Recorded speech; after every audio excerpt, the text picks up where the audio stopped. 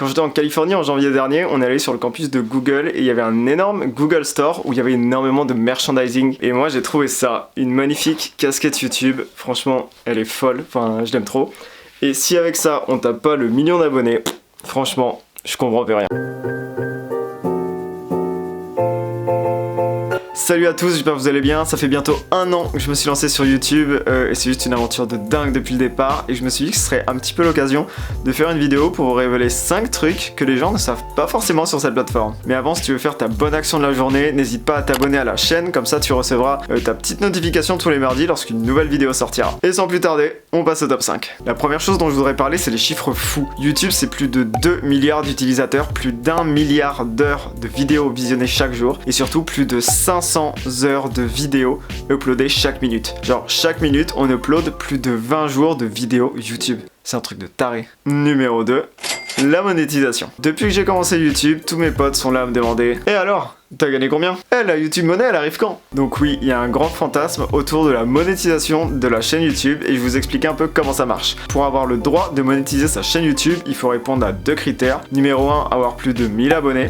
Donc non, j'ai pas monétisé ma chaîne YouTube. Et numéro 2, que ton contenu ait été visionné plus de 4000 heures sur les 12 derniers mois. Mais bon, dès que vous cochez ces 2 cases, vous pouvez afficher de magnifiques publicités William Sorin juste avant vos tutos make-up. Numéro 3, quelles sont les chaînes YouTube les plus suivies? YouTube, ça fait 15 ans que ça existe et il y a certaines tendances qui se détachent. Les chaînes les plus suivies, généralement, on a de la musique, du gaming et du testing. Et donc la chaîne la plus suivie, c'est une chaîne indienne de musique en mode vidéo Bollywood, Taj Mahal, Vishnu, tout ça.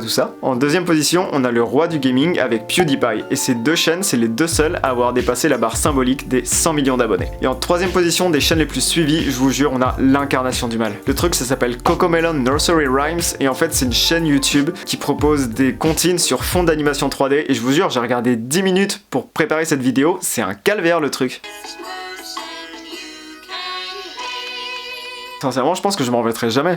Numéro 4, la première vidéo YouTube. Vous savez quelle est la première vidéo de l'histoire de YouTube? Alors c'est une vidéo qui s'appelle Me at the Zoo. Et en fait, on voit un jeune garçon au zoo devant l'enclos des éléphants et il est en train de commenter la taille énorme de la trompe des pachydermes. En soi, cette vidéo, elle a absolument rien d'intéressant. Franchement, il y a vraiment rien qui va. Mais en fait, petite particularité, il se trouve que c'est pas n'importe quel garçon qu'on voit sur cette vidéo. Il s'agit de Jawed Karim, qui est l'un des cofondateurs de YouTube. Il y a un autre truc assez drôle, il faut regarder les commentaires. Je vous jure, la section commentaires de cette vidéo, c'est le darknet de YouTube. Tu trouves des demandes ultra cheloues, des commentaires qui n'ont aucun sens, et toute la haine mondiale est concentrée là-dedans. Genre, tu as des tas de gens qui postent des liens de vidéos en demandant aux gens de disliker. Genre, les haters de la terre entière, ils sont là. J'ai jamais vu ça depuis la finale France-Italie de 2006. Mais du coup, si vous avez 30 secondes à perdre, allez la regarder, parce que ça fait vraiment partie du mythe fondateur de YouTube. Et 5e et dernière fun fact, la totalité du YouTube game se fait rouler dessus par un gamin de 8 ans. Alors, Ryan Kaji, qui a tout juste 8 ans, a une chaîne YouTube sur laquelle il poste des vidéos en train de tester des nouveaux jouets. Alors bon, la vérité c'est que ce sont ses parents qui orchestrent ça pour lui. Mais bref, le truc fou c'est qu'en 2019, sa chaîne accumule 24 millions d'abonnés et elle a généré plus de 26 millions de dollars. Ce qui en fait clairement la chaîne YouTube la plus rentable du moment. Et en vrai, on vit à une époque de malade parce que tu peux passer des heures à produire un contenu de taré, tu seras toujours roulé dessus par un gosse de 8 ans et ses Playmobil. Non mais en vrai, si c'est ça que vous voulez, faut me le dire. J'arrête de parler entrepreneuriat et je ressors mes Lego. Et ce n'est pas la seule, puisqu'à la 3e place des chaînes YouTube les plus rentables de 2019, on trouve la petite Anastasia